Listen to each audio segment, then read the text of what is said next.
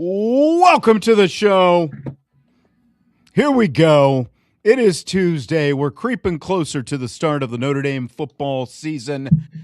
We are 12 days away from Notre Dame and Wisconsin kicking it off at Lambeau Field in Green Bay. Sean Steyer's with you. As always, Jesse Steyers is here. Vince D'Addario and Brian Driscoll and a lot of others in the media contingent out getting one final practice viewing this evening. And then that will be it. This is the last first part of practice that is open to the media. So they are out there as we speak, probably getting shoot off the field here any moment. And then after practice, they'll get a chance to talk with some of the coaches. And I think, a couple players will be out there. Coordinators are coming out today. Mike Denbrock, Chris Ash, Marty Biaggi. So I'll be curious to see kind of what their final thoughts are. We'll have some of it on tomorrow's show. Vince is going to grab some audio. He's actually doing a little work tonight. I'm proud of the guy. He's out there at practice. But then the real reason he's there, the media also gets its long-awaited tour of Shields Hall, the new football facility. So that's the real reason where Vince went. That is exactly the reason that Vince went. He's been so keyed. Wait, did he take the half day at work then? Well, no, he didn't have to because practice is going on right now. I was going to say, weird that they did a little evening practice, but it makes sense because it sounds like they want the media to. Well, class is back.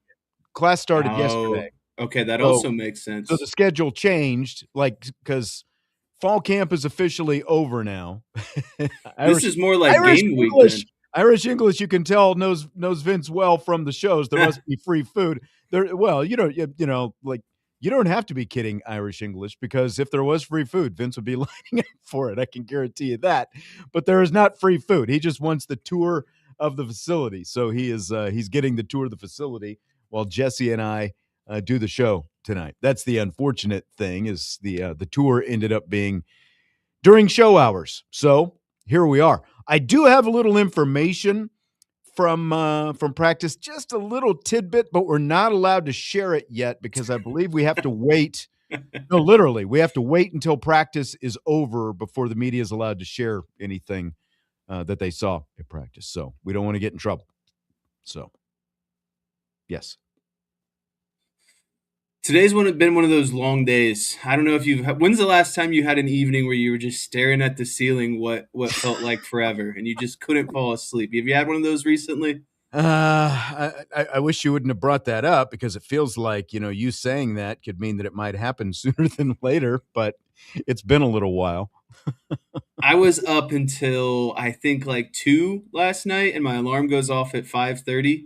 So it was it felt like I barely slept. But weird thing is I had a good amount of energy this morning. It was just this afternoon when it kind of finally it all hit me. But I knew I was in a delirious state because I've really talked myself into this being my year. Well, our year, actually, between the Dallas Cowboys and Notre Dame. Gotcha.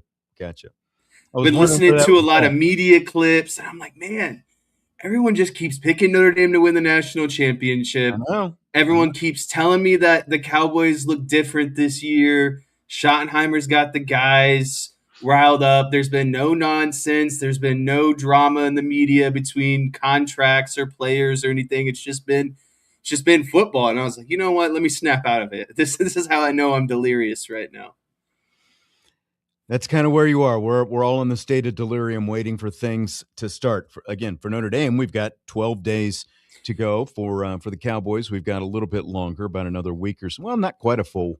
Well, I guess it is a full week, almost exactly a full week. And they'll, I believe, be on the same network. I think they'll both be on NBC about a week apart. Swandong asking, haven't seen Swandong in a while in the chat. He's still got the same photo. He stuffs his pockets. he asks if Vince gets take-home plates for the kids. You're just so foolish for even asking that question. I remember Jesse's graduation party. There were cookies. Nice cookies. Very expensive cookies that Jesse's mother bought for said graduation party. Vince shows up, basically does the pop in, gives his $2 gift, and then probably left with $50 worth of cookies to take home to the kid. He was a net profit on the evening. It was for Vince. It absolutely was. We kid because we care, of course. All right. Did you see, by the way, the Jermichael Finley teaching the Notre Dame players to do the Lambeau leap video on Leap Notre Dame's social practice. video? Yeah, leap practice. I did. Do you want my honest opinion on it? I do. Thought it was a little corny. Well, I mean, Maybe that was the point. it was supposed to be corny. Yeah, they were obviously cheesing it up. Come on.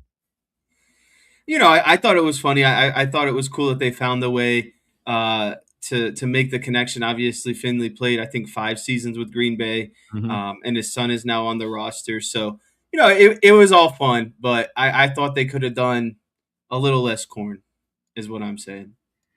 I thought they played it up just right. Honestly, he's out there. They're in Notre Dame Stadium and they're doing the leap, and of course, it ends up being Caden Finley who successfully lands the leap after he switches into his Shamrock Series uniform. So perfect.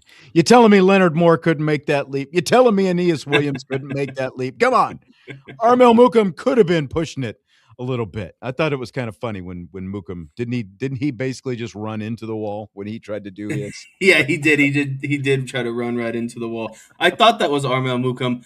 I don't have my roster numbers memorized quite yet, and so I was like, that looks like Armel Mukum, but I could potentially be wrong because a lot of those D tackles are big human beings. Don't stand next to Driscoll. You'll never hear the end of it if you don't have the roster memorized like 8 months ago. So,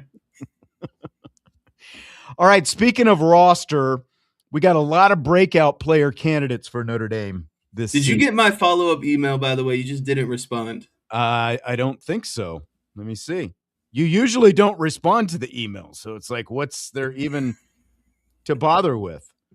I could just tell you now. Okay. So are you trying to tell me you don't think Aeneas Williams or Jaden Greathouse should be breakout player candidates? No. Greyhouse had 600 yards and like 5 touchdowns his sophomore season. Aeneas Williams has been a third string running back for his whole but career. everyone knows he's going to be the first string guy. Yeah, and he's still got to do it, right?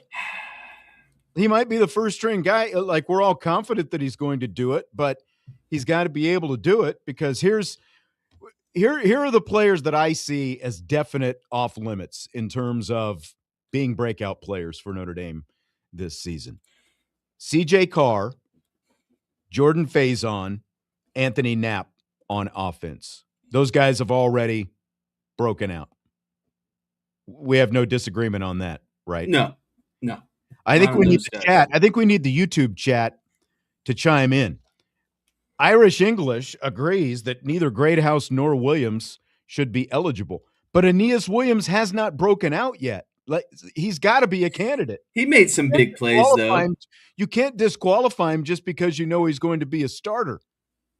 Like that's part of the draft, quite honestly. He's going to have 1,000 yards all-purpose easily. Okay, but he hasn't got it yet, has he? Yeah, but that's like cherry picking. And I don't think Jaden Greathouse has broken out either. He had 2 really good games in high leverage moments in the college football playoff, but he has not put together a full season yet. So I don't think he can be counted.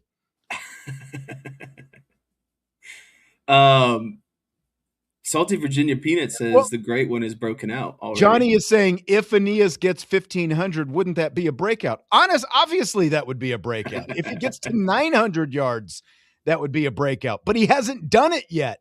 That's why going into the season, he has to be considered a breakout player candidate. Let's move on to defense real quick. And we haven't solved this yet. I disagree vehemently. I strenuously disagree, Your Honor, that Aeneas Williams has to be considered. All right. Why don't we compromise? No Greathouse, but Aeneas Williams. Greathouse is not a candidate. Aeneas Williams is still a candidate. Yeah. Okay. I'll concede that. Okay. Noted. Okay, so now Defense. Here are the guys. Yeah, I left Leonard Moore off the list somehow. Defense, guys who do not count as breakout player candidates. Breonte Johnson, Adon Schuler, Drake Bowen, Kingston Viliamu Asa. Obviously, Leonard Moore has to be on this list. He's a freaking All-American. And my biggest question, and I guess you're saying as well, Christian Gray should not count as a breakout player candidate. I can see that. How do we regard Boubacar Traore? Because he's played like a lot of other guys on the roster. He's played, but do we really consider him like fully broken out?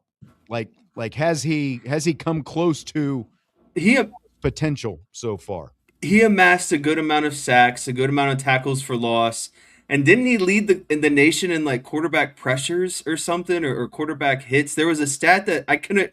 I spent a long time trying to find it today, but I couldn't. I remember last year Notre Dame social media posted something about it. There was some stat that he led the country in. Uh, is If you don't want to include Boubacar Traore, you don't have to make a big argument. I can see the case for him not being eligible to be a breakout player. But like it still feel like he feels in the most gray area to me. Like in terms of has he really broken out or was he just a solid starter last year? Yeah, he was definitely a solid starter last year, but he was probably the most productive defensive end on the team. But I don't know if that qualifies you as a full breakout by the end of the day. Those three guys I told you I wouldn't mind taking off because I do think there's Okay. other talent that can be picked around. Like Boubacar Traore is expected to be the guy this season. Whether or not he's done it for an entire season, shout out to Joe. I haven't seen Joe in the YouTube chat in a while. He's been chiming in. Again, hasn't Season's coming proved. back, baby. Season's coming back. A lot of the regulars are coming back. Welcome I back, feel like everyone. school is back in session too, Yeah. so a lot of these No. people are coming in Kind after of like first after day of school day. class. That's Yeah. right. That's right. Johnny, you've got a nice little shirt that you got going there. Your mom combed your hair well today. I like that. That's right. So I understand the argument that some of these guys that we've talked about haven't done it for an entire season. My biggest thing about Christian Gray was he's just played so much already. He's just playing a new True. position. I think he's going to do well at nickel, but he just has so much experience already. He's been, I think you got to, like, kind of like Anthony Knapp. Like, Knapp has been a starter for 2 years running, and Christian Gray has essentially been a starter for 2 years running. So, like, even though neither one of them, might be All American status yet, but I feel like you're probably right. Like, those guys have to fall into that category. Kingston Viliamu Asa, I feel like he is Oh, definitely broken out, right? he's considered one of the best linebackers in the country. Yeah. Yeah.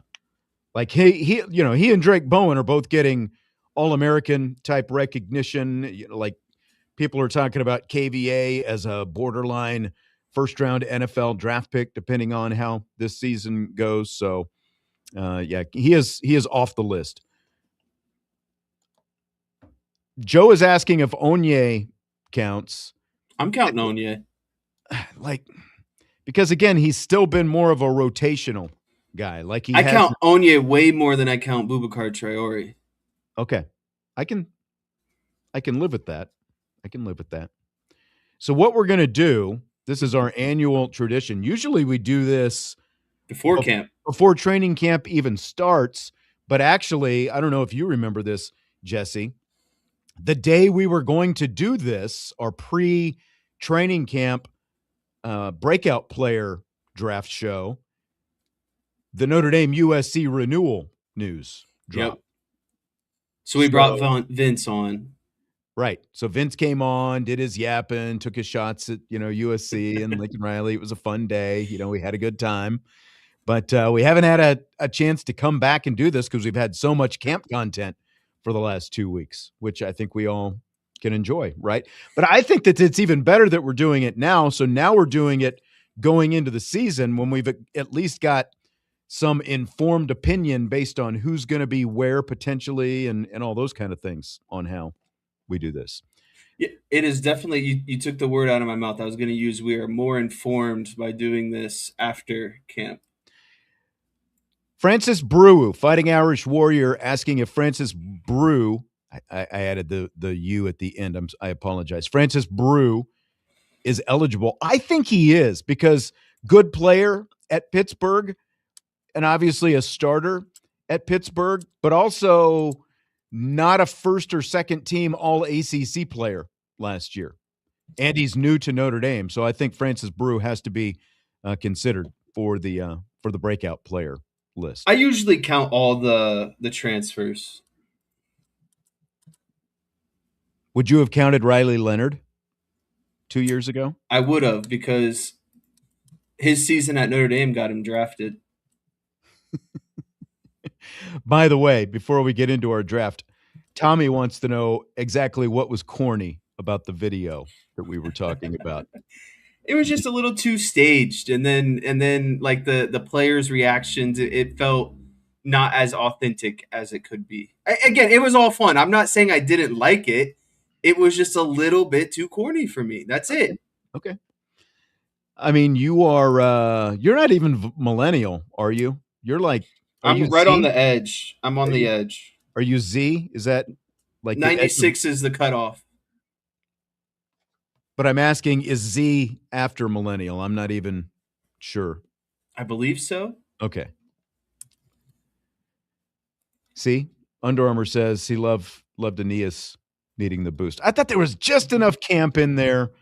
Yeah, Swandong says 100% corny. They were obviously going for that. Like they were going for that campy corniness, whatever you want to call it. Okay, we're going to do our breakout player draft after all that, since we have sort of set the ground rules and determined who is eligible and who is not. Jesse and I are each going to pick a quarterback, a running back, a wide receiver, a tight end, an offensive lineman, a defensive end, a defensive back, a defensive tackle, and a linebacker. As of now, we're not sure who the return men are going to be, so we'll be doing no returners. We will be doing no special teams guys because we know Jasper Scaife and Spencer Porath are going to be the punter and the kicker respectively, so there's really no use going down that road. They're both going to be out there. So do you have a coin? Let me see here. I don't have a coin, but I can tell Google to flip me a coin. Yeah, this should be nice and fair. Okay. Do you I'll let you call it. All right. How do we do this? Is it spinning right now? Yeah, I just hit the button and it'll flip it. All right. Heads.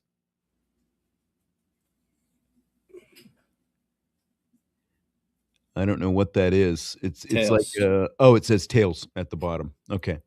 All right. So do you want the first pick? Do you want to defer the first pick? So my last question for ground rules. Okay. Do we have to do all offense and then go to defense, or is it a straight free for all? Any position you want at any time. It is freaky free for all breakout player draft day. Okay. So you have the first pick. I'll take the first pick. Okay. And with the first pick of the inaugural breakout player draft, I am going to take left tackle Will Smith. Ooh, okay. So you're going. So I'm gonna. I follow. I think you mean Will Black, but sorry, Will Black. He might also be Prince. I don't know. I do what most NFL teams should do with the first overall pick. I take it nice and safe. I take the best offensive lineman on the board. I mean, that's a very safe pick, going with the starting left tackle, the guy who's bumping the incumbent two-time starting left tackle into left guard. Will Black, very safe. What makes you so confident that he's going, like you're picking him 1-1, basically? So what makes you so confident that he's going to live up to that? Yeah, I mean, I think there's a reason why they felt comfortable moving Knapp to the inside. I think that he's just the next Joe Alt, essentially. I think he's going to be a top 10 draft pick by the time it's all said and done. And I think he's going to have a really great season for Notre Dame. And I think he's going to be the catalyst of the offensive line. I think everyone knows about Anthony Knapp, but I think outside of Knapp, Will Black's going to have to be a dude, and I think he's going to step up in a big time role. He's a stud, and now he's getting his chance to be a full time starter, and he's going to be the next offensive lineman to carve their path to the NFL. You know what's I was thinking about this the other day. The left tackle is obviously, regarded as the most important position on the offensive line, right? Unless you have a left-handed quarterback. In that case, it would be the right tackle. But most people, it's typically the left tackle. Like protecting the quarterback's blind side and all that kind of stuff. Will Black is replacing a guy who would have started in the national championship game 2 years ago had he not been injured the week before as a true freshman in the Orange Bowl, and then started all of last season. Anthony Knapp, he's moving in to left guard. So you're going to have a first time starting left tackle on the offensive line who pushed inside a guy who had started at that position for 2 years running. But guess who we've probably talked about the least of any guy this entire fall training camp? The left tackle. Yeah, because he hasn't been a problem. He's just Exactly. consistently showing up and doing his job every day. Exactly. We've talked about what's going to happen at center, what's going to happen at right guard. Like all of that's been the storyline with the offensive line. We have talked about Will Black, probably you know, again, like at the bottom of the list in terms of concerning storylines or any kind of storylines coming out of camp, because every time we saw him, now granted, again, like we haven't got to see any real live stuff, but every time we saw him, he looked good, and everyone has done nothing but rave about Will Black. So, but I think it's very interesting that he's been at the bottom of the list in terms of whatever stories there have been in fall training camp for a guy who was a red shirt last year and is going to start at such an important position this year with such high stakes for this team.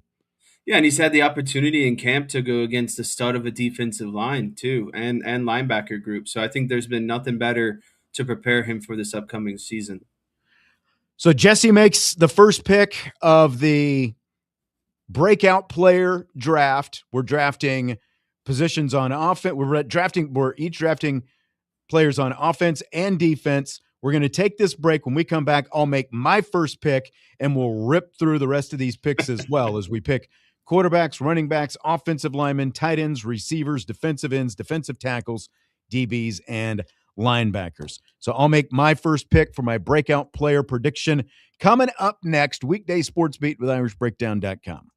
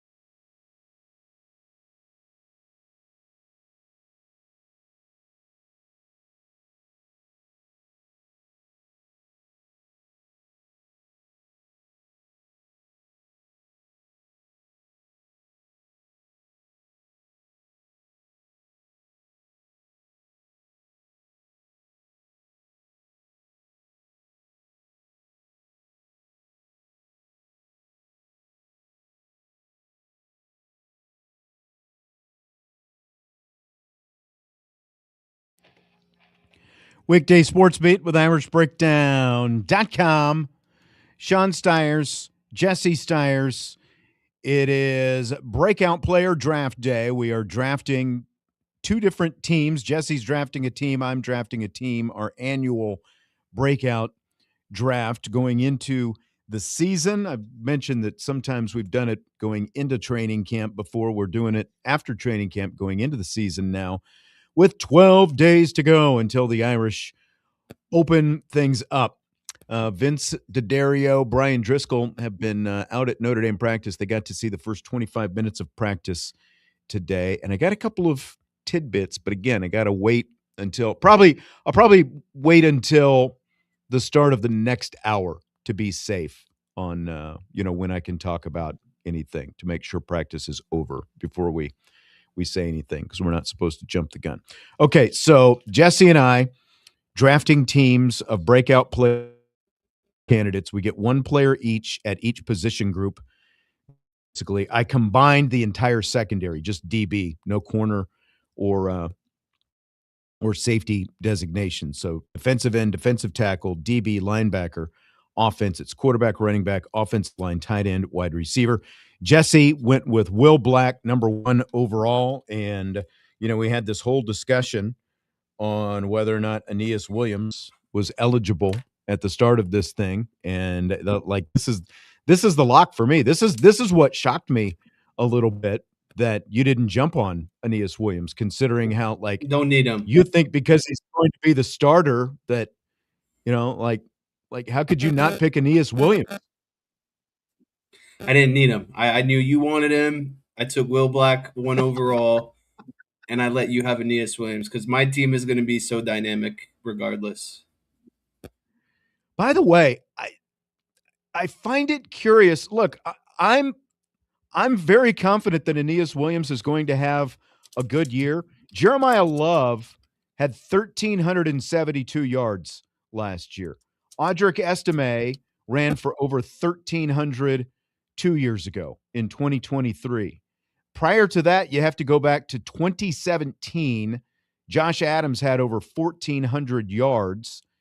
And then prior to that, you have to go back a ways. And I'm looking at this. For some reason, some years are missing on this year by year list. But in terms of this century, those are the only guys to top 1,300 yards in a season. Love last year, Estime 2 years ago, Josh Adams in 2017. But, again, while I think that Aeneas Williams is going to have a great year, there's a lot of people who are really in on, Aeneas Williams is going to have 1,400, 1,500 yards. Let's pump the brakes on that a little bit. He's going to be good. I think that his total yards, rushing and receiving combined, could be around that 1,500.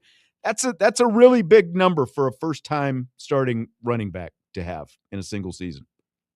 Yeah, it's going to be a tough task. I lean more kind of around the 1,000 threshold for combined, maybe a little bit north of that. I think a great season for Aeneas as a first-time starter is to eclipse 1,000 combined yards.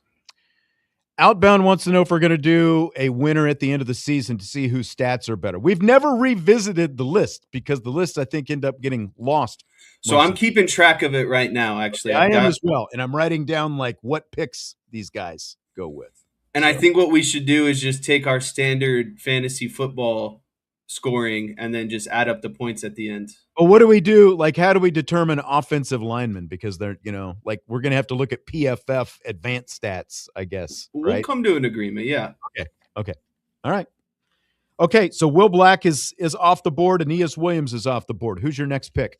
I think this shouldn't be a shock to you. I'm going wide receiver Mylan Graham. He's going to be the most productive wide receiver of the room, eclipsing Jaden Greathouse, Jordan Faison in terms of total yardage. I think, like I said, I think Faison's going to have maybe more receptions, but I think Mylan Graham is going to lead the room in receiving yards.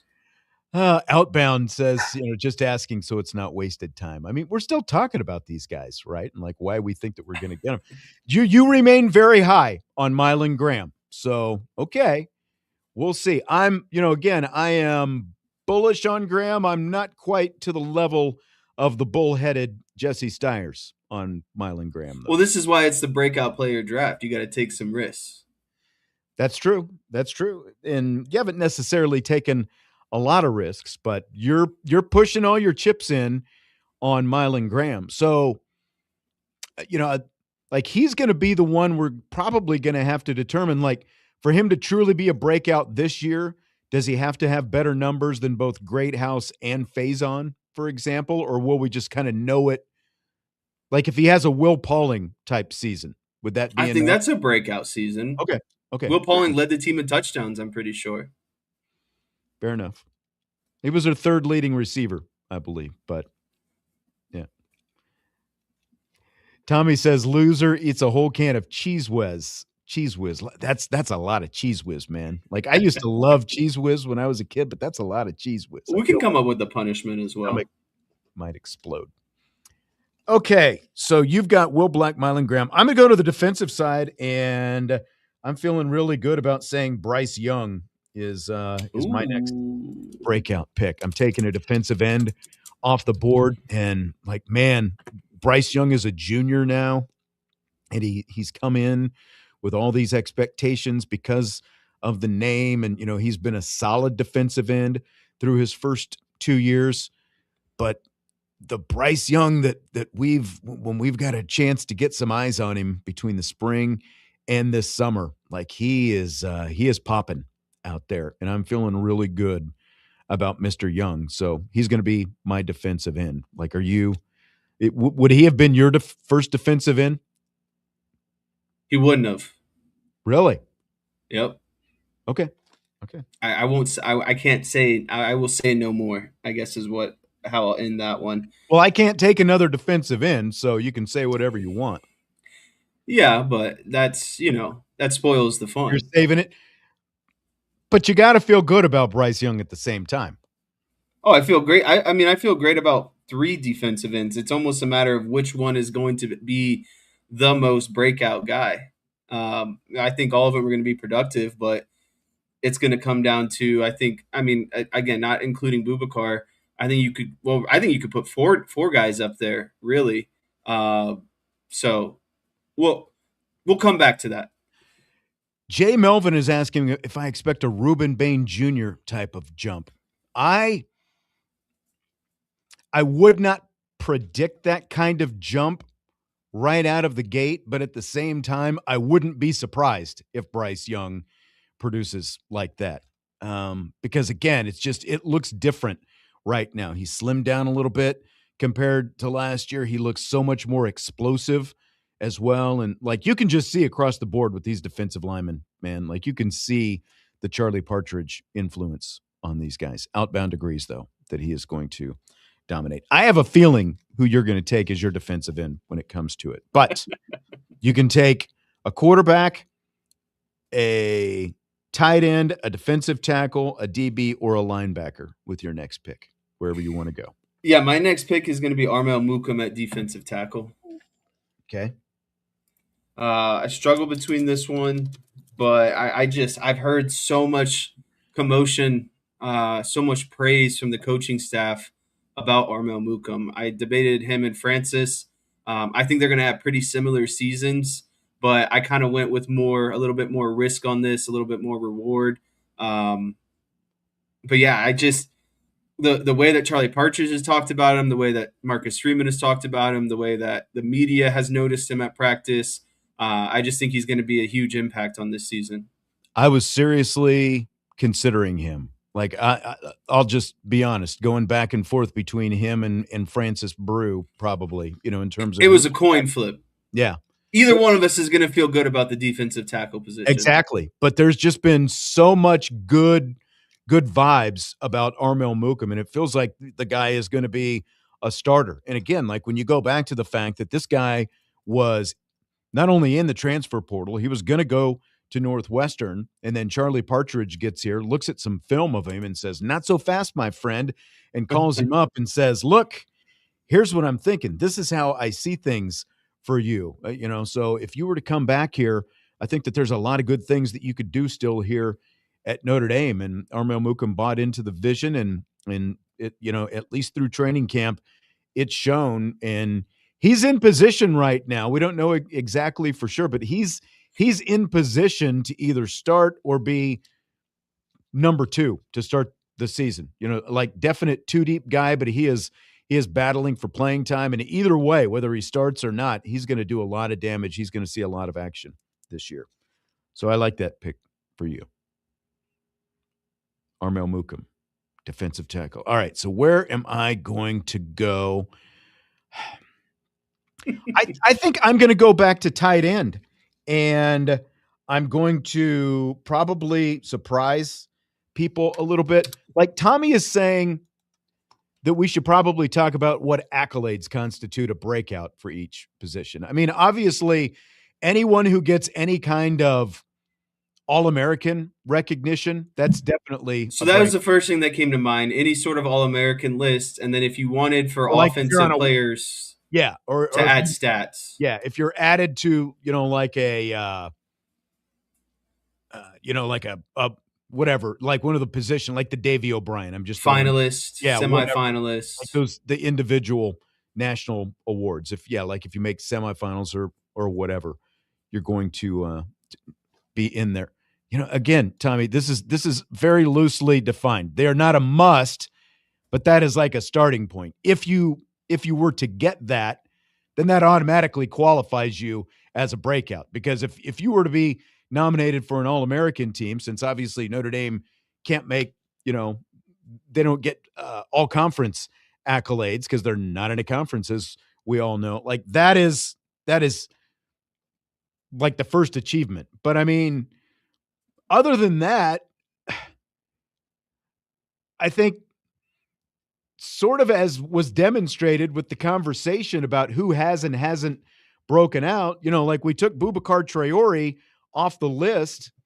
He had 6.5 sacks last year. So I don't think we're tightly defining what necessarily constitutes a breakout player, You right? We're could not. also do a comparison to their peers, Yeah, like Traore led the team last year. So if you lead the team in a category, whatever. Yeah. I think essentially at the end of the season, we'll just go through the list and say, did this guy break out or didn't they? Yeah. Right?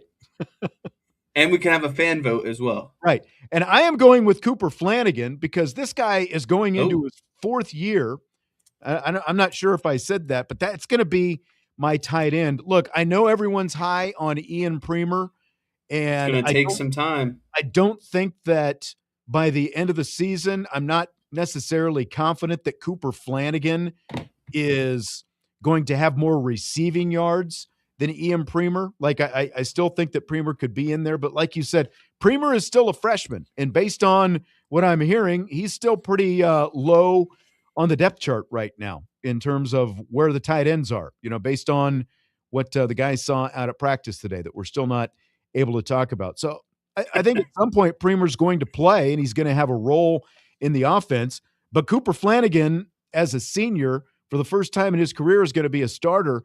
And I think it's also too important, not too important, it's important to remember that a big role of a tight end is not just to be a pass catcher, but to be a Inline blocker. blocker, baby. And I think that we are going to be, I said this, I think last week, and I'll say it again. I think that we're probably going to see cutout video, like highlight videos on a week in, week out basis. And we're going to be talking about did you see how Cooper Flanagan destroyed that guy, in the game on Saturday? I think we're going to be talking about a lot of that stuff with Cooper Flanagan this season because And that's you've what got the PFF access, so we could see blocking grades. We can that's see true. all of it. That's very true. You're right about that. So I'm going with Flanagan as my breakout tight end. Okay, I like that pick for you. I'm going to stay on the defensive side of the ball, and I'm going to take Jaden Sanders as my defensive back. Transfer cornerback from Michigan, going to be competing for that other cornerback position. We know he's been working in at nickel as well. To me, when you're working in at multiple positions, it shows your versatility plus your stock on defense as a player. They like if you're playing at 2 positions, it means you're good enough. You're in demand, right? They need you on the field because they trust your ability. in comparison to the other transfer, I think he's going to edge him out, and so that's why I'm going Jaden Sanders. I'm still leaning that direction as well, but I'm not sure exactly, kind of what that looks like in that battle between Sanders and DJ McKinney. But I like what we've seen from Sanders, and I think you can say this for either one of those two guys. Like, they're both going to play a lot this year, whether they're the starter or not, because they're both versatile enough that they can play the field, they can play the slot, they can do some different things. So that's a good pick. All right. I'm trying to look. I think linebacker is the toughest one of A all. lot of options there. Obviously, quarterback is almost a default. So really now what I've got to do is decide which receiver I want to go with. And, because there's a lot of options up in the air here right now. Well, I can't pick wide receiver again, so maybe just save it. Well, I'm at the point where there's a lot of we're getting to the end of this is what I'm saying, because the only open one is quarterback. And, like how we define who the breakout backup quarterback, CJ Carr doesn't count as a breakout candidate. So basically it's which backup quarterback, like who's going to be number 2. That's the breakout guy. Yeah. Actually, like linebacker is the only other one. And is there someone you feel so strongly about in that room? In which room? The linebacker room. No, there's not. That's why I'm avoiding it right now. And I'm going to wide receiver. I'm going to pick a wide receiver, but you're trying to talk me out of it. So I think I'm going to go. There's a case for Micah Gilbert because he has finally earned a starting role. The question is how confidently I feel about Micah Gilbert, and is he going to hold on to that? That's the question. If I asked you scale of 1 to 10 right now, what would be your confidence in Micah Gilbert? 50-50. I know. 5 out of 10. And that's kind of where I am. Josh is saying Gilbert or Graham. Jesse has already taken Graham for his team. So here's what I'll say about your dilemma. I think that he's going to have a longer than an ample amount of time because Quincy Porter is going to take time to get back, and they're not going to rush him back considering he's still got a lot of college football ahead of him. But you do have some background information based off of practice today. You're right. And that's only where I'm going to leave it. My hints are gone. No more phone a friend. Because, like, let me ask you this. Like we're talking about what constitutes a breakout player or not. Bubba Frazier is going to play this year, but he's probably going to play like 10 to 12 snaps a game, tops. But if Porter stays hurt. So let's say every other game he makes some 50-yard gain, right? But he ends up with 15 to 20 receptions at the end of the season. Would you consider that a breakout? I think you have to consider class as well. Is he outperforming what a typical freshman would do? And who's got more boom or bust? Like in comparison to Micah Gilbert, what you're going to get out of Micah Gilbert. Joe Allen says he'd go with a freshman. I'm not confident enough, again, because like Frazier's going to play, but I'm not confident enough in what the role is going to be. So who I'm going to go with? I'm going in the middle here, and I am going to go with Elijah Burris. Ooh, wow. Burris did not see that coming. Burris started the fall with a hamstring injury, but he is already working his way up the depth chart, and I expect him to be a big factor in the passing game by the time October rolls around at the latest. I think that he's going to make his mark on that unit. I think he seriously would have been pushing Gilbert for that spot had he not come into camp injured. I do too. So I think that's a really good pick. Right. Not where I thought you would go. So I knocked my way around it, but that's the receiver that I ended up with, Elijah Burris. Man, what do I want to do defensively? At least I've got Clontarf on my side. They say they like it, so they like the Burris pick. All right, we've only got a few minutes here, Jesse, so don't think too hard and too long. Yeah, because after this, we're just gonna start filling in spots. You know what? I'm gonna roll the dice. I have to go with Jalen Sneed at linebacker. I think it's his year finally. I think all the pieces are coming together. Osbury's been a little bit more consistent, but Jaden's got more boom in his game. He's a freak athlete, and again, I think it's all going to come together for him this season. So I'm going with Mr. Sneed as my I like that. linebacker. I like that. I was considering Jalen Sneed for my linebacker pick because really, I think Bowen and Kingston Viliamuasa are off the list, and so I think that that's like it's pretty much everybody else. So you're taking Jalen Sneed. I'll just go ahead and take Osbury Okay, as mine. I think that they're both going to be, once again, they're significant. both going to have their best seasons Yeah, I to think so. date. I think so as well. It's the question is to what extent that ends up being. So you get Sneed, I get Osbury. DK says Faramo, and I just Too as long young. as long as those four guys, Bowen, Kingston, Viliamuasa, Osbury, and Sneed are healthy, they're basically going to get all the meaningful reps, and Faramo is going to get the fourth quarter in like developmental time Yeah. situations. I think that's going to be it for him. All right, so next pick to you. You got quarterback, tight end, defensive end as your possibilities. Yeah, I'm gonna stick on defense again. I'm gonna go Keon Keeley at defensive end. Um, I think there's a strong chance he can lead the team in sacks this season, and that's what I'm gonna bank on in this selection. I like that. I like that. I was wondering, like, did you give any consideration to Rodney Dunham? I did, but he's at least Keon Keeley has played in the SEC before and played in some. I know he hasn't been a full time starter, but he's felt the spotlight a little bit. Ronnie Dunham, he's going to do great. I think he's more of a second half of the season player, but he hasn't actually felt the pressure yet. He's done well in practice. He's done well in a spring game. Who knows? Maybe he's a freak and he doesn't feel pressure. But Yeah. I felt a little bit safer with Keon Keeley. I feel a lot better about Keon Keeley now that training camp is over than I did going into training camp. Wasn't really sure based on because he didn't really flash a whole lot in the spring, but he's definitely a more physical specimen now than he was in the spring, and you can tell the technique is in a much better place. Again, credit to Charlie Partridge for the technique that Keon Keeley is playing with.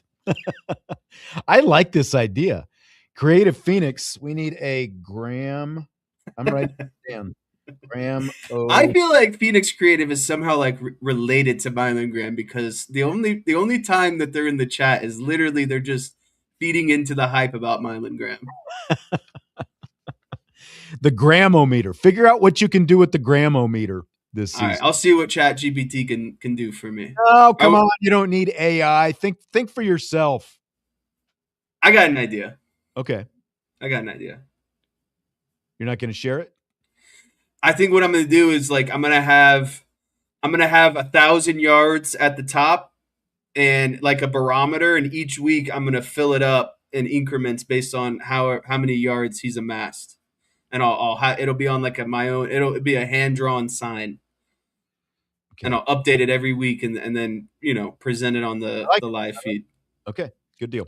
I'm going to go Francis Brew Okay, as my defensive tackle. Again, I think it's between him and Armel Mukum. I mean, there's some good choices out there.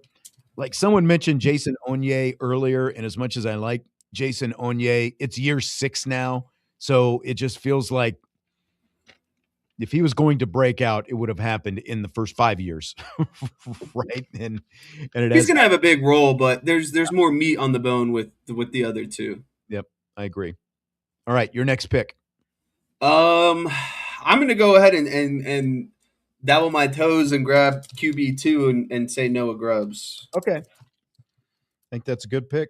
I like Noah Grubbs. I said he should have been QB2 leaving the spring game. And I'm gonna stick with that. And I think that he's going to be QB2 in 12 days against Wisconsin. I think that Noah Grubbs is going to be, the depth charts will be released next I week. think how we determine QB2 breakout is who's the starter who's the starter? Who's quarterback 2 for the first round of the postseason, assuming everything goes right. Okay. That's fair. That's fair. because they'll get some time between, for practice and all that stuff. And if it's truly a competition throughout the season, then you would hope by postseason time they would feel really good about who their quarterback two is. I'm going Teddy Gerard as my backup Okay. quarterback. So you've got Grubbs, I've got Gerard. It'll be between those two. Joey asking if Onye was hurt a ton, not necessarily. Definitely. I think we all hope that QB2 never sees the field, but like Onye has had like some more minor stuff, but with him, it's been mostly just the development and obviously being away from the team, for the majority of the 2024 season. So you went Grubbs, I went Gerard. You've got the next pick. You still haven't taken a running back or a tight end. Those are your last two positions. Those are my last two positions. I'm going to go in the running back room. This is actually kind of harder than what it was, because I think there's an idea who should be number two, and then there's just kind of like this mystery around it. I'm gonna have to go off the intel I've been hearing and go Nolan James Jr. as my running back. I like that. I think I'm leaning a little bit more towards him going into the season. I know that there's a lot more hype on Kedron Young, and I think that like we're going to see Kedron Young, but I'm leaning a little bit more like if it I'm was seeing 1-10, I'd be 6 on Young, 4 or 6 on James, 4 on Young. I think.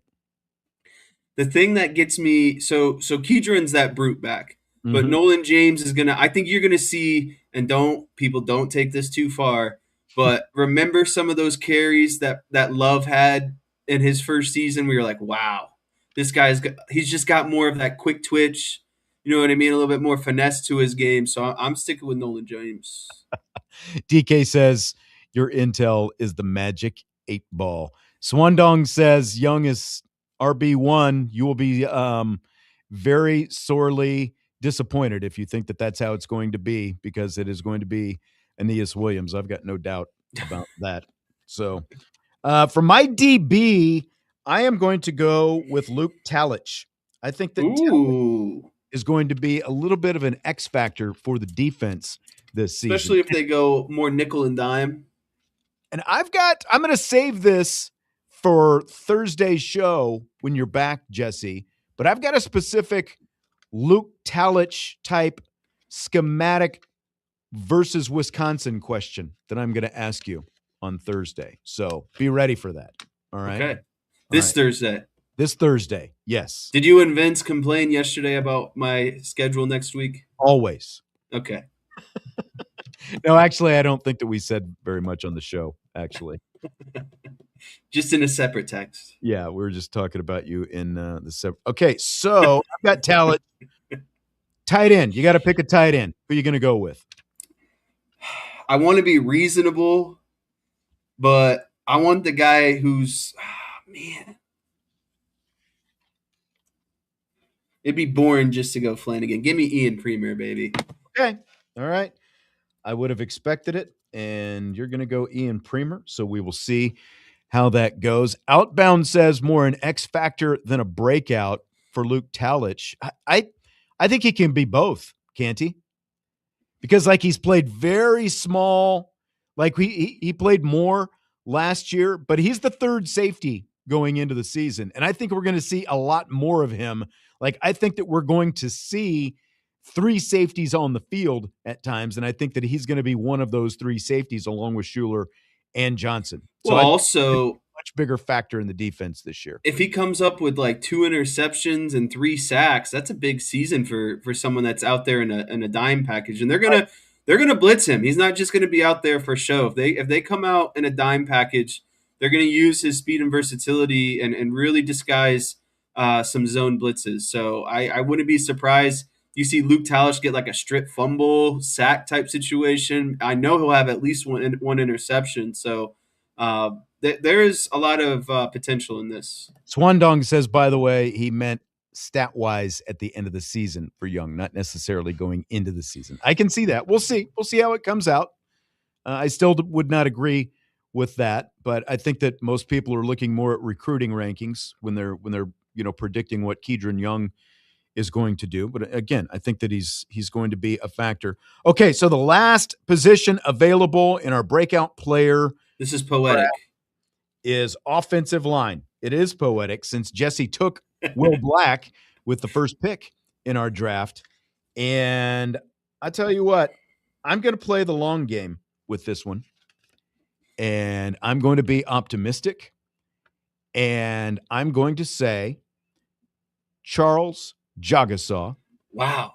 is my breakout player candidate Wow. for the offensive line, that he'll be back in November and he will spearhead what ends up being the best offensive line in the nation when he returns to form. We're putting it out there in the universe right now. Yeah, I mean, this is an easy win for you. Him coming back is breaking out. Exactly. I mean, So as long as he plays meaningful minutes at a high level, you're good.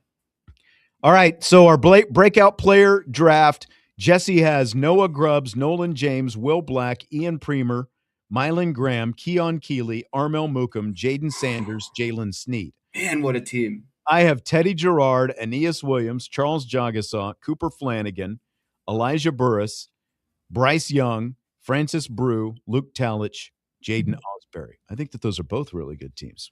I will keep this list. I will put it in the book in my bag, and we will revisit at the end of the season and decide who wins this thing, and the loser will pay the other one $1 million. So, Man, at we'll that take rate, you could just buy me a house. Yeah, I think you're right. We'll take a break, rapid fire, hour 2, including a couple of tidbits from media viewing at Notre Dame football practice this evening. That is when we return in the second hour, Weekday Sportsbeat with IrishBreakdown.com.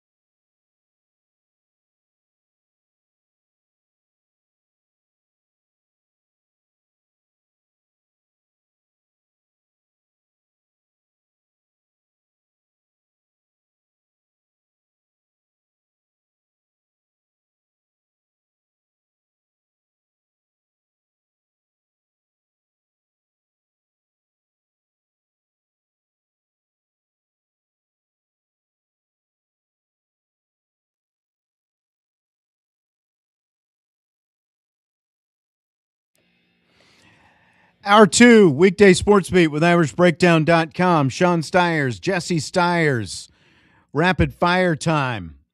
Before we get into some specific rapid fire questions, Notre Dame had practice tonight, and the media was able to see the first 25 minutes of practice. Vince D'Addario was out there, and he sent me the what the receiver units look like: first team, second team, third team, etc.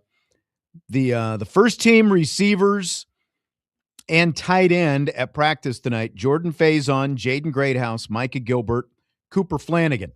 That was the number one unit.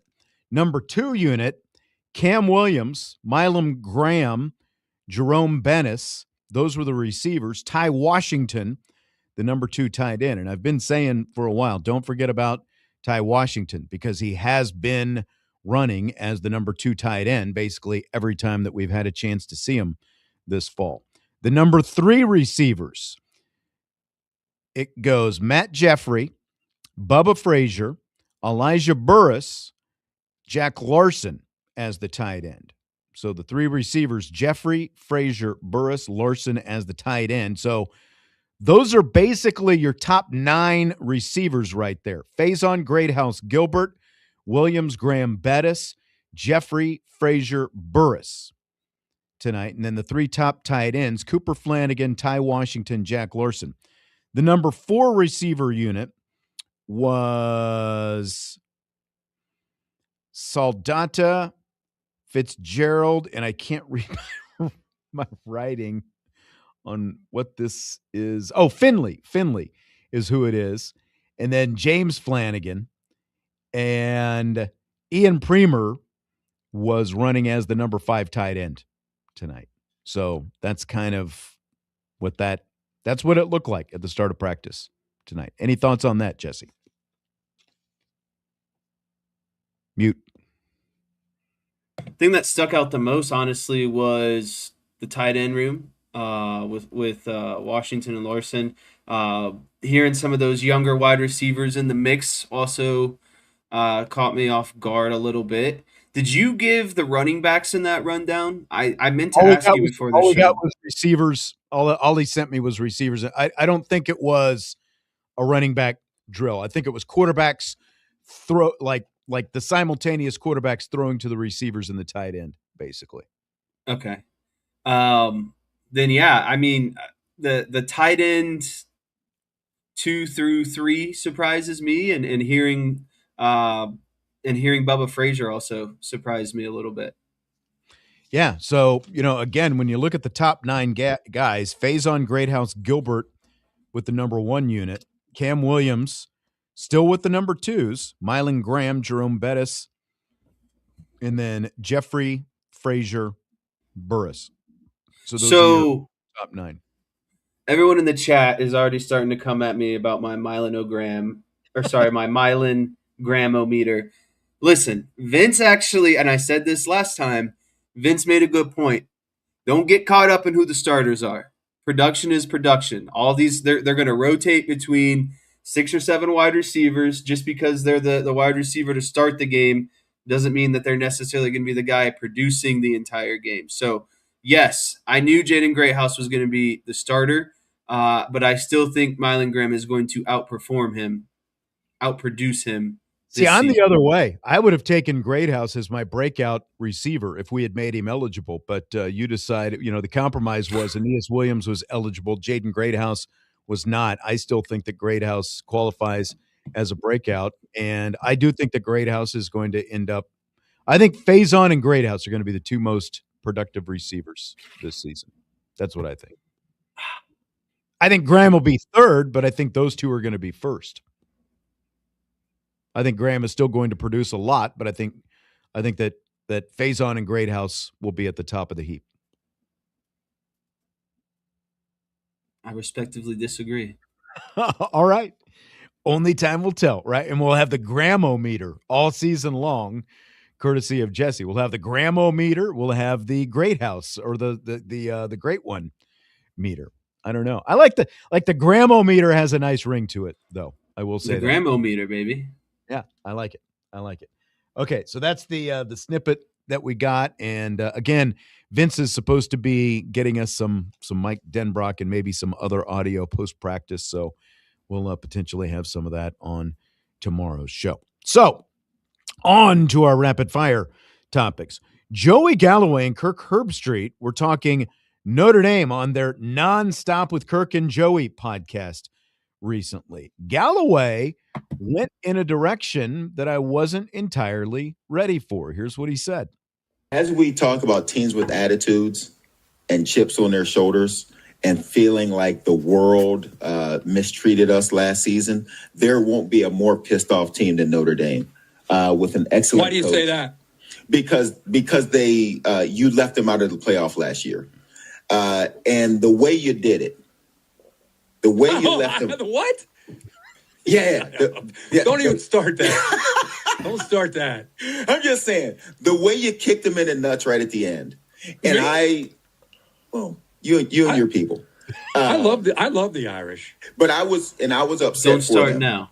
You know what I mean? I was upset for them because of the way the rankings flipped in the very end for Notre Dame. So I know they had an attitude. I skipped the bowl game, just ready to go. So you think they'll be the most upset team?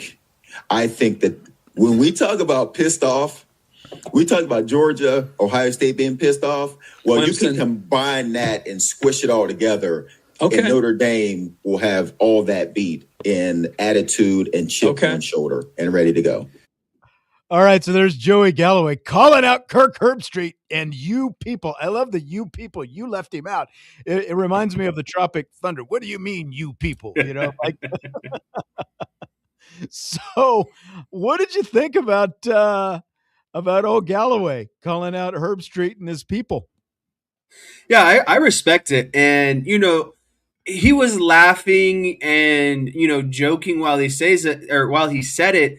But it's the age old expression. There's always some truth to a lie or to a joke, essentially, right? Joke. And I think that he honestly meant it to a degree, and I appreciate someone finally calling him out. Like Kirk Herbstreit can't say I love Notre Dame when he was on a campaign at the end of the season last year during conference championship weekend, saying why all these other teams deserve to be in over Notre Dame. No, you didn't love Notre Dame, or else you and your network would have put your foot in the ground and not just, regurgitated the same script the entire weekend. So, obviously it's a little bit too late, but I actually enjoy someone kind of actually calling out, a spade in this situation, because it was a full-on campaign against Notre Dame and why they didn't deserve to be in the championship. But all the weeks leading up to it, everyone was praising him. Even Nick Saban was. And then all of a sudden his tone switched on everything. So I really enjoyed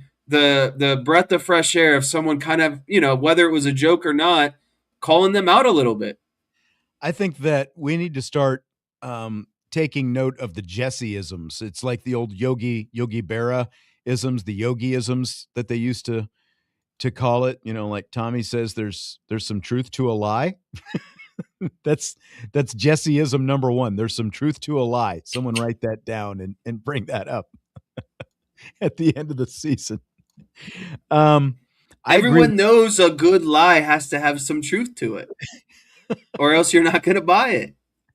You sprinkle in a little bit of truth, and then I thought it was always there's a little bit of truth in every joke. Basically, like you might call somebody out and you say, "Oh, I'm joking," but there's some truth to it. That's the one I really meant. Right. But there's some truth to every lie. I think that again, that qualifies as a Jesse-ism.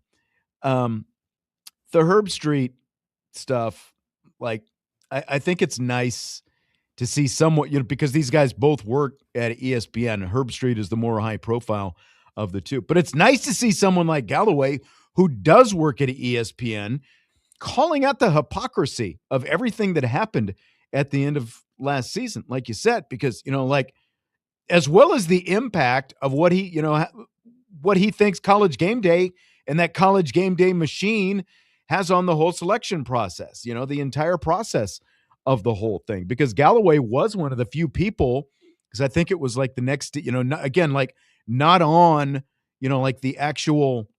Oh, he would argue with Booger a lot about this, if I recall. Right. He was one of the few people who were sticking up, consistently for Notre Dame in this whole thing. And, like look, we don't have to rehash all of it. We'll have plenty of opportunities when November rolls around because I'm sure it's going to become a huge talking point again when November 7th happens. But obviously the Notre Dame Miami, that became the rage bait machine of the whole selection process. And on those selection shows, they leaned heavily into that because that was their only controversy that they had coming out of the rankings each week was Notre Dame and Miami and how far they were apart and the head-to-head and the whole thing. And Herb Street can sit back now and say, "Oh, I like Notre Dame," and and whatever he wants to now. That's not the drum that he was beating back then. Not even close to it.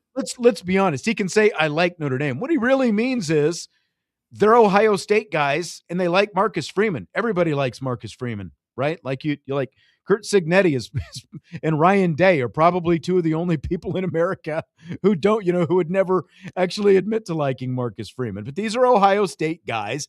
They like Marcus Freeman. That's what he really means. He doesn't really mean that he likes Notre Dame. He just means he likes Marcus Freeman.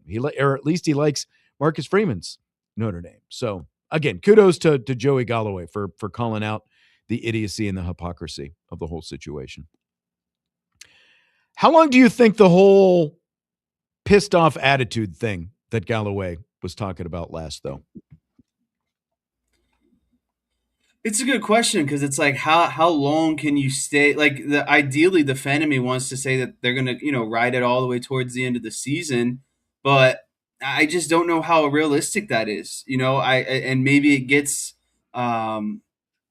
some new life injected into it, but I think it really lasts until the Miami game, like at a full, Do you?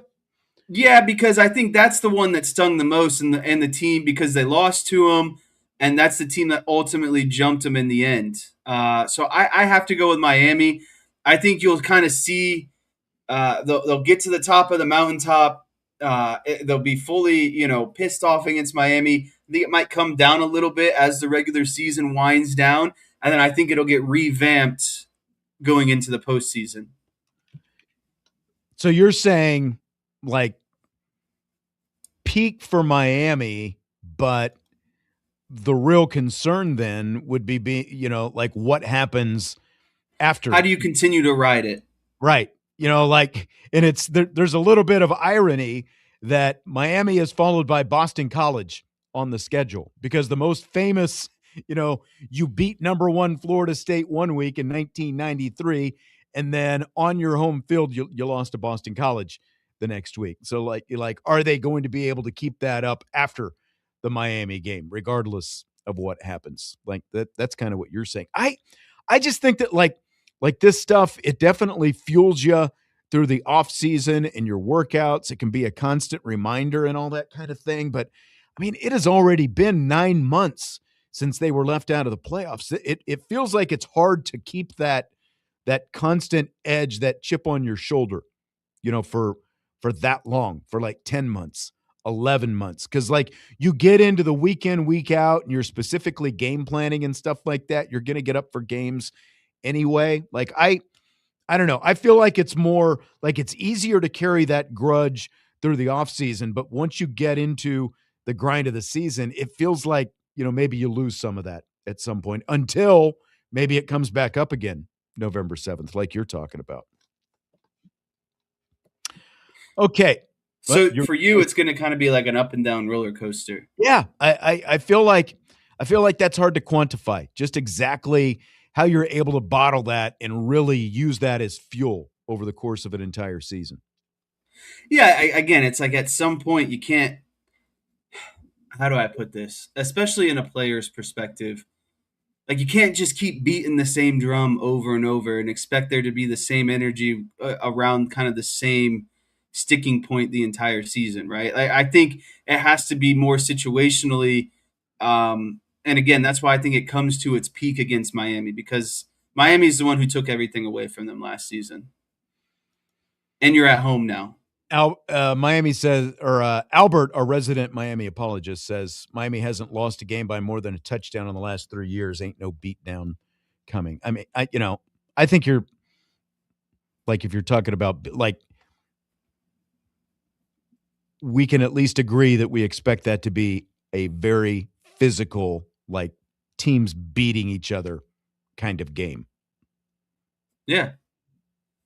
I don't necessarily think that you meant that like Notre Dame was just going to beat Miami into, a pulp and, like they're going to win that game going away kind of thing. I No, would that's going to be a great football you game, and I expect think that to no be the one, fuel where they can beat them. yeah, no one's going to win or lose that game by probably more than maximum 10 points. I agree. I agree definitely. I think it it shapes up to be a very competitive, very good, very physical game. And like the way Miami is shaping up right now, they're still really good at the skill positions, but they don't have a Mesidor and they don't have a Bain. And like they've got questions. They've got many more like they beat Notre Dame last year. I realize you can look at a lot of different things, but it was predominantly because of how they handled the lines of scrimmage. And that's why Miami was so good last year at the lines of scrimmage. But I think that they've got some questions on the lines of scrimmage this year that they didn't necessarily have last year. I think Notre Dame has more answers, at least going into the season right now, on the lines of scrimmage than Miami does. Yeah, and I don't want this to seem like it's biased because I had the same reserve about Riley Leonard when he left Duke to come to Notre Dame. Would he be ready to play at that level? There's a difference, I think, between playing in the ACC and being, I mean, obviously Miami's still within the ACC, but what is Darian Mensah going to do in the big time games? I think there's a difference between playing at a high level at Duke, and there's a difference between playing at a high level at Miami. I feel he's been anointed a little bit too early. I think we're getting too caught up in what his ceiling potentially is, and I think CJ Carr is going to be the better quarterback in that game, and that's ultimately what's going to decide the game. And I, like you brought up, I think Notre Dame's just going to be a tad bit more experienced and have more depth in the trenches than what Miami will along the offensive and defensive line. So you combine those things. Carr is going to be better than Mensa, and I think Notre Dame's just going to be slightly ahead in depth on the offensive and defensive line. Yeah, and I think like the underrated aspect of this is as much as everyone wants to bag on Notre Dame's schedule, Notre Dame actually plays more ranked teams than Miami plays this year. At least Yeah, going into everyone talks about the schedule, but Notre Dame's schedule is better than Miami's.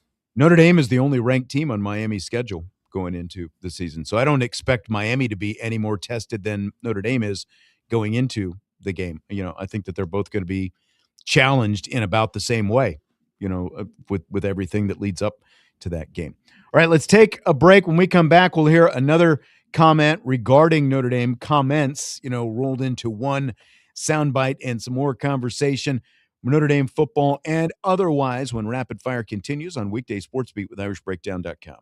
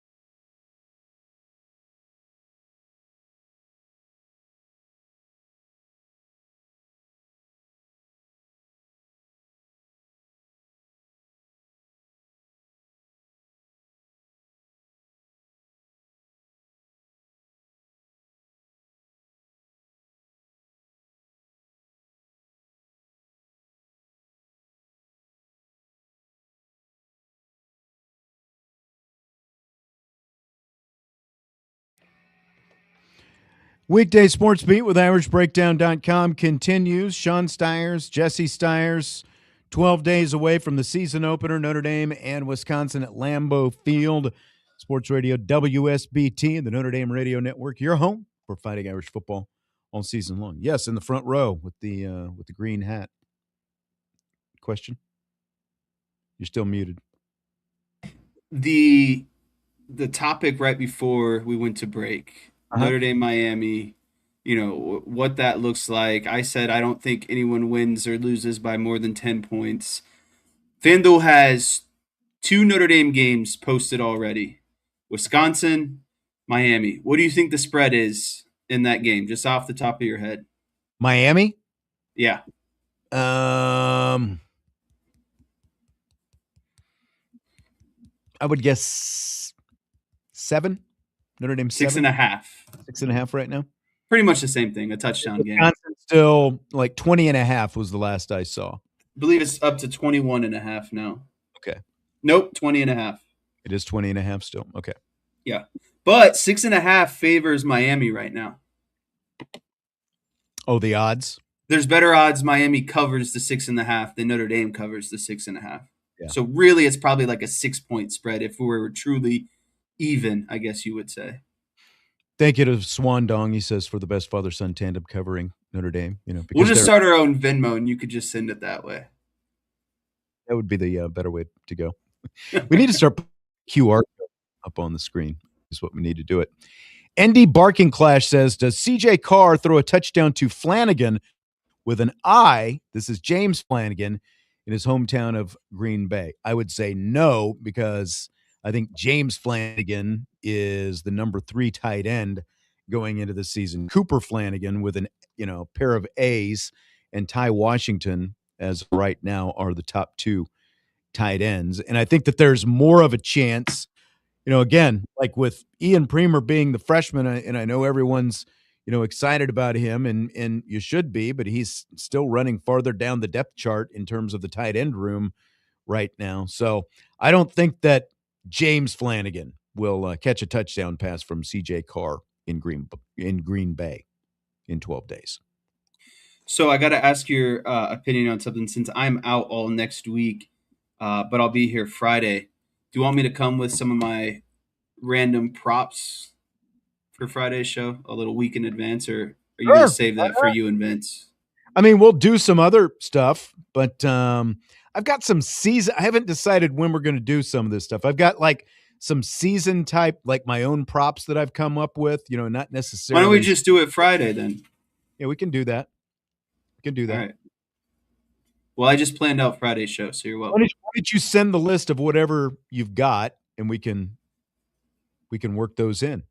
Okay. That'll be kind of a fun going into the weekend kind of thing. That's what I mean. A week until, kickoff. I know a lot of people, gambling, taboo. We don't want to talk too much about gambling. So we'll do it a week in advance when people are less stressed. And in fairness, FanDuel is right on our cover screen on YouTube. That and by is the true. way, if you're listening on the radio, of course, just a reminder that you can watch the show on one of 2 different YouTube channels, the Irish Breakdown YouTube channel or the Sports Radio WSBT YouTube channel. Give us a follow on that Sports Radio WSBT channel if you would. You're going to be able to, by the way, starting this Friday, Leprechaun Lunch expands to 2 hours from noon until 2 o'clock Eastern time. You can watch that on the Sports Radio WSBT YouTube channel. Jim Irizarry and College Football Hall of Famer, former Notre Dame All-American, former Chicago Bear, Chris Zorich, regular on Fridays with Jim from noon until 2 o'clock Eastern time, starting this week. So you've got that. Yeah, I know where I'll be every Friday from noon to 2. I'll be listening to Chris Zorich. There you go.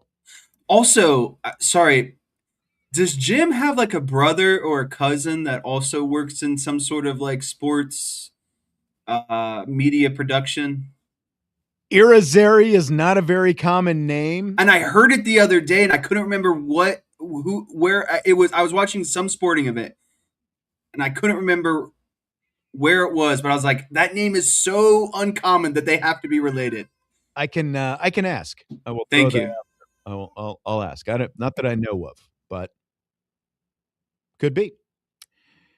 Let's get to a couple more topics before we wrap things up here tonight. Fill in the blank. It's blank that the Big Ten passed a rule today that prohibits any player who is declared for the NFL draft and did not withdraw from the draft, or who has appeared on an NFL roster or signed a contract with a professional league, from being on a Big Ten roster.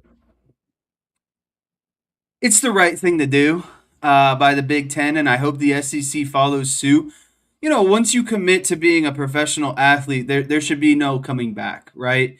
Once you've signed some sort of contract, once you've declared yourself, because basically what this is, well, I'm not good enough, and so I'm just going to come back and try to beat up on some college kids more at the end of the day, right? And so I think it's especially like, I have a little bit of sympathy for the guys who declared and maybe didn't get drafted or maybe didn't make a roster, but guys who had the opportunity to sign, who were on a practice squad, who were playing professionally at some points, like, what are we doing?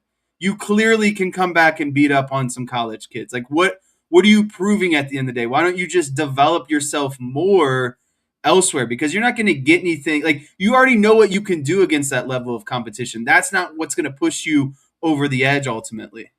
Right. I mean, your decision should have been. I mean, now obviously these guys didn't know they were going to have this eligibility. It is a little bit unique, but at the same time, look, I'm glad that the Big Ten actually put their foot down and said this isn't going to happen. We're not going to put up with this, because just because you can do something doesn't mean you should do something. You know, so good on them for actually making a rule and doing something about it. Unlike the SEC, like, did you see the statement that the SEC put out yesterday? It's just ridiculous. You know, we're against guys coming back. So I was going to ask you your opinion on that. It basically was like, we're against it, but we're allowing it almost. And I was like, well, which side is it? They're saying they're against it, you know, guys coming back from the NFL to play in college. But then the last sentence is basically, we need to pass the Protect College Sports Act so they can do something about it, because we're not going to, you know, like, yeah, basically, this is going to benefit us. So even though we think it's wrong, we're still going to technically oblige by the rules until they change. Yeah. See, this is where I know it's easy to bash the NCAA. You know, Chi-Town is saying something the NCAA should have done already, but alas, they're pansies. They literally made the rule, and these court rulings are basically saying, you know, going against what the rule that the NCAA has put down. The NCAA said when they adopted this 5-for-5 that the 2022 class was not going to be grandfathered in to this whole thing. And now these temporary restraining orders that are coming out in court are essentially going against the rule that the NCAA did put down. I'm not saying that the NCAA is, you know, ever right very often, but they literally did have a rule, and that's what these court orders are shooting down, is the you know, the law that the NCAA tried to draw up. I guess the thing that actually makes me the most annoyed is now we're turning to these judges to, like, step in and make rulings because we don't agree with them. You can always find a judge. Anybody can always find a judge, right?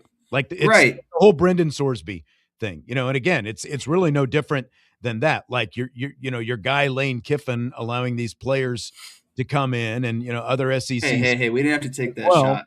I mean, but that's exactly what it is. You know, like, okay, Lane Kiffin, like, you're at LSU, or adding Junior Tui Alamaka and a tight end who got cut by an NFL team. Is that what's going to put LSU over the top this year?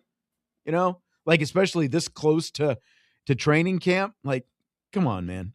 Like, just roll with the guys you got. They're the ones who've been out there sweating all summer together, putting in the work. And that's the part that would annoy me, is, as a player, it's like, man, I just went through camp. Like, camp's the hardest part, and now we're just going to let these guys roll in, and they're on some shoulder pads and a helmet and act like it's all kumbaya, and, oh, now they're potentially going to take my spot that I just worked hard for the entire offseason and through camp. Like, that's the part that would tick me off as a player, is like, who says you just get to come in here, throw on the shoulder pads and helmet, show up the first day of class, maybe even later, and I'm just supposed to act like I'm okay with this? I think it's more a slap to the face to the players. But as we work through rapid fire, that's a common trend at LSU. Just not knowing the situation, kind of giving the backhand to the players a little bit. Well, and that kind of leads us into the next topic, because there's a unique women's basketball development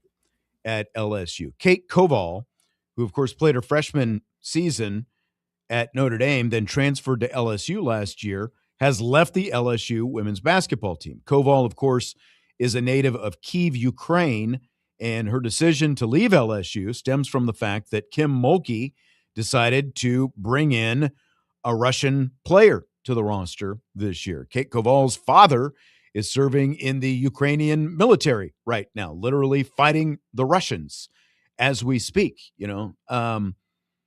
So Koval has left the team.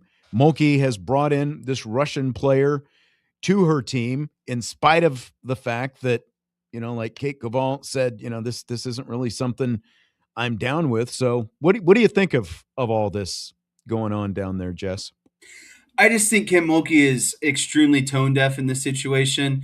I feel really bad for Kate Koval because she was not coerced, but she was convinced to come down to LSU by Mulkey, and probably promised X, Y, and Z, and then a year later she turns around and she's so tone deaf that she signs. I think this girl was playing some sort of professional league over in Russia as well.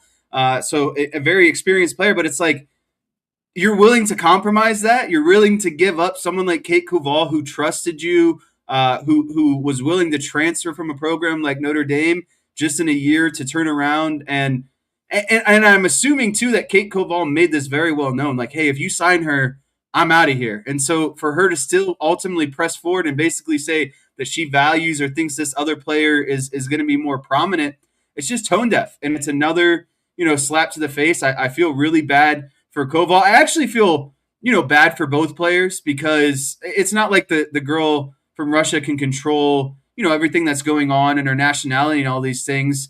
And if she's getting an opportunity to come play, at the highest level in America, good for her.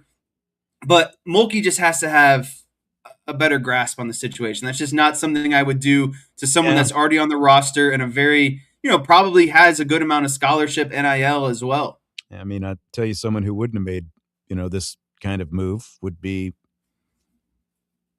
her ex-coach. Kate Koval's first head coach, Neil Ivey, would not have done something like this, because there's a reason that players, talk about, the coaching staff and her the way they do, like it's a family atmosphere. And, basically what Kim Mulkey, and she's come out and said as much, that she's going to do what gives the program the best chance to win. I'll be damned if I'm going to let, something like this right my way to add a player regardless of where they're from. But this is literally, to Kate Koval, she left her family like 5+ years ago at this point. I think going on 6 years ago, she left her family to come to the United States to, hone her basketball skills and to become, like a highly regarded 5-star recruit. But, like in the meantime, after leaving her family, her family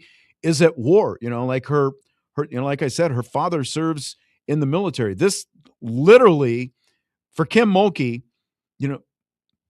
for every coach, you want to win, right? But at what cost? Like, how much better is she really at the end of the day? Right. How much better are you actually doing by getting this? We're talking like 1 rebound and 1 point better per game, Right. While completely disregarding something like, she said something to the effect of, oh, maybe these two can be ambassadors and show that they can get along. Well, that's a pipe dream for a coach who just wants to add the player and has no regard for the other player who is currently on the team.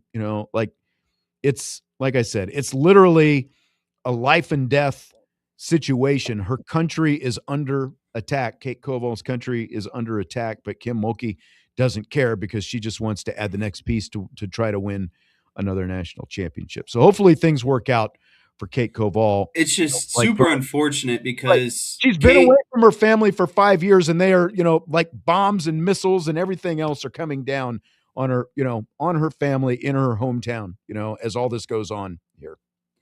Yeah, and I mean, to me, it's like I just wish Kate would have stayed because of what you were talking about. Neil is such a better coach, such a better person, creates more of that family atmosphere. And like, let's make no mistake about it, Notre Dame could use a very talented center, Yeah. So it's like all things. The gym, as some people making comments here in the YouTube chat, the gym where Kate Koval learned to play basketball was bombed apparently, like in the first, few months of the war over there. It, like literally the place where she, grew up learning the game was blown up. I'm not going to get into why she left Notre Dame. And just the short answer, I think scale of 1 to 10, I'd give it a 1 that she were to end up back here. So, yeah. And she can't even technically enter the transfer portal until next April. So she's got to sit out. That was going to be my next question. Is she screwed for this season now? Yeah. Well, good on her for standing on her morals. It takes a lot to say, I'm going to leave and I'm going to forfeit an entire season because I just morally can't do it. Yeah. It's sad, though. No, I know. It's very sad. And, especially when you have a coach like Mulkey, who puts other priorities, in front of someone's, personal, family, physical, like I said, literal life and death needs and considerations. Tell you what, we're going to wrap it up with that. All right. We have not to be too somber. Yeah, I know. Unfortunately, we have to end with that. So you're bringing what on Thursday? Or no, Friday. It's Friday. Friday, I'm bringing props. Okay. And then Thursday, did you want me to bring stuff for the Talich dime package? Or is that later? We probably need to talk about it on Thursday. You don't necessarily have to bring anything, but be thinking about that. I'll send you some information on kind of the direction I'm going to go. So, okay. All right. Okay. All right. Look forward to that. We've got South Bend Cubs baseball coming up in a little bit. We'll back with Weekday Sportsbeat tomorrow. Jesse, I will talk to you later. Everybody else as well. Appreciate the interaction in the chat. Weekday Sportsbeat with IrishBreakdown.com. Peace.